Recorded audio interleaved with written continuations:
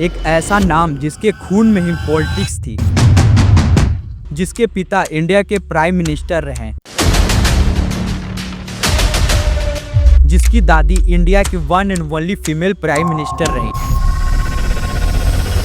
और परिवार जिसने आजादी के बाद से भारत की राजनीति का चेहरा बदला। पर वक्त बदला और इसी नाम को लोगों ने मजाक बनाकर पप्पू कहना शुरू कर दिया। आपके लिए मैं पप्पू हूँ। जी हाँ, हम बात कर रहे हैं राहुल गांधी की।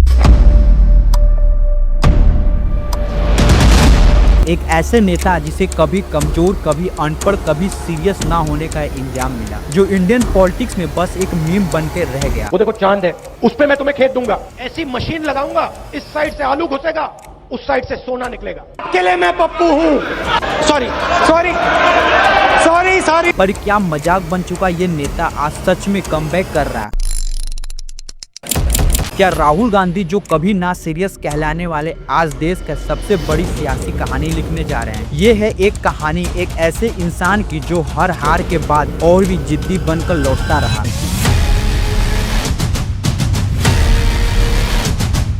आइए समझते हैं unexpected comeback of Rahul Gandhi.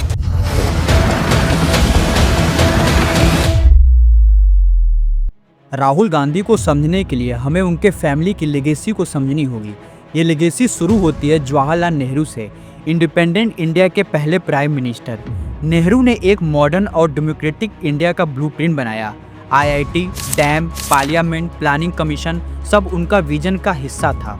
लेकिन उनकी कहानी में भी बहुत सारे कंट्रोवर्सी हुए, जैसे 1962 का चाइना वार, कश्मीर का इशू, उनके ऊपर आज भी बहुत डिबेट होते हैं। फिर आती है इंदिरा गांधी, राहुल की दादी। उन्होंने इंडिया को एक स्ट्रॉन्ग लीडर दिया, लेकिन इमरजेंसी 1975 उनकी इमेज पर हमेशा के लिए एक दाग बन गई। जब सबने सोचा उनका कैरियर खत्म हो गया, तब उन्होंने कमबैक करके दिखाया।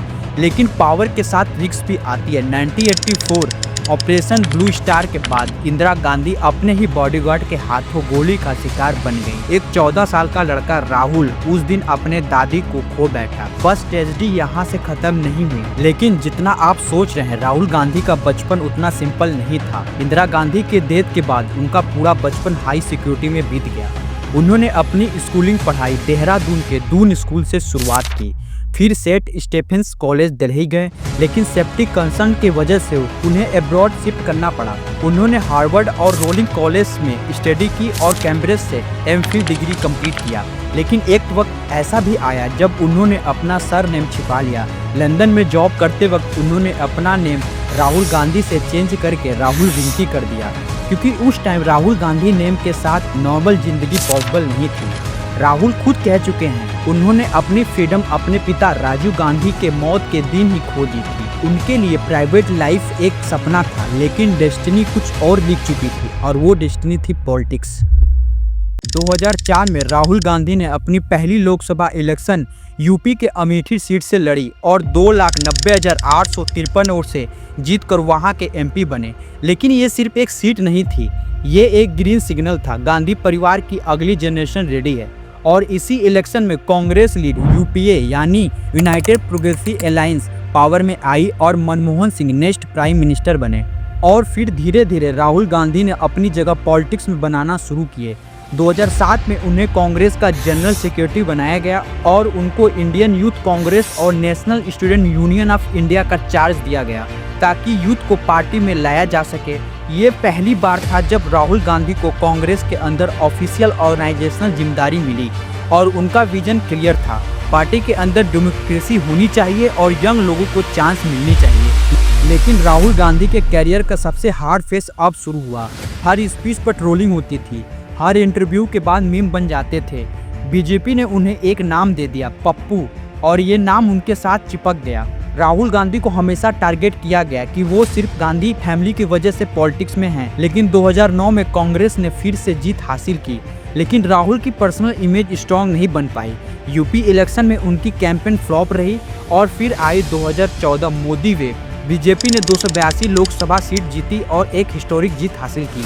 वहीं कांग्रेस ने सिर्फ 44 सीट तक रह गई। ये हार कांग्रेस के लिए एक नाइटमेयर से कम नहीं था और राहुल गांधी इस हार का सिंबल बन गए। मीडिया ने उनका मजाक उड़ाया, ओपोनेंट ने उन्हें इरिलेवेंट कह दिया और लोगों को लगने लगा कि राहुल गांधी की कहानी खत्म हो चुकी है। लेकिन कहानी अभी शुरू हुई थी। 2014 के बाद राहुल गांधी ने अपने आप को रिलेवेंट करना शुरू किया। उनके स्पीच शार्प हो गए। उन्होंने किसान के मुद्दे उठाए, अनएम्प्लॉयमेंट पर आवाज़ उठाई और करप्शन पर डायरेक्ट अटैक किया। 2017 में गुजरात इलेक्शन में उन्होंने अग्रेसिव कैंपेन किए। लोग कहने लगे राहुल गांधी अब बदल रहे हैं, लेकिन 2019 में कांग्रेस फिर हारी और राहुल गांधी ने एक अनयूजुअल स्टेप लिया। उन्होंने रिस्पॉन्सिबिलिटी लेकर कांग्रेस प्रेसिडेंट का पोस्ट छोड़ दिया। बहुत लोगों ने कहा राहुल गांधी अपनी जिम्मेदारियों से पीछे हट रहे हैं, लेकिन सच तो ये था राहुल और एक्टिव हो गए और उन्होंने इंडिया में हो रहे एक सीरियस इशू पर आवाज़ उठाई, जैसे फार्मर प्रोटेस्ट हो, पार्लियामेंट के डिबेट हो या प्रेस कॉन्फ्रेंस। राहुल गांधी ने लगातार अपनी प्रेजेंस दिखाई और इन सब मुद्दों पर खुलकर आवाज़ उठाया और अब धीरे धीरे उनकी इमेज एक सीरियस ओपोजिशन लीडर की होने लगी। लेकिन राहुल गांधी के पॉलिटिकल कैरियर का सबसे बड़ा टर्निंग पॉइंट तब भारत जोड़ो यात्रा 7 सितंबर 2022 को तमिलनाडु के कन्याकुमारी से शुरू हुई और कश्मीर में 30 जनवरी 2023 को एंड हुई।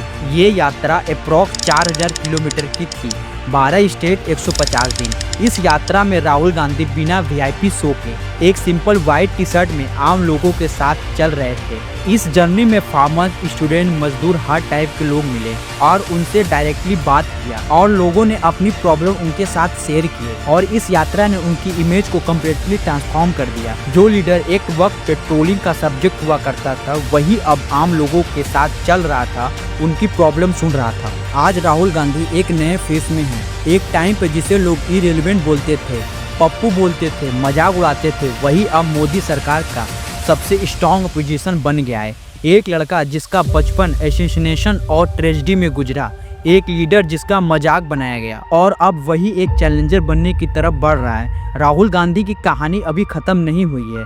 शायद वो कभी प्राइम मिनिस्टर बने, शायद ना बने, लेकिन एक बात तय है, उनके बिना इंडियन पॉलिटिक्स की कहानी अधूरी है।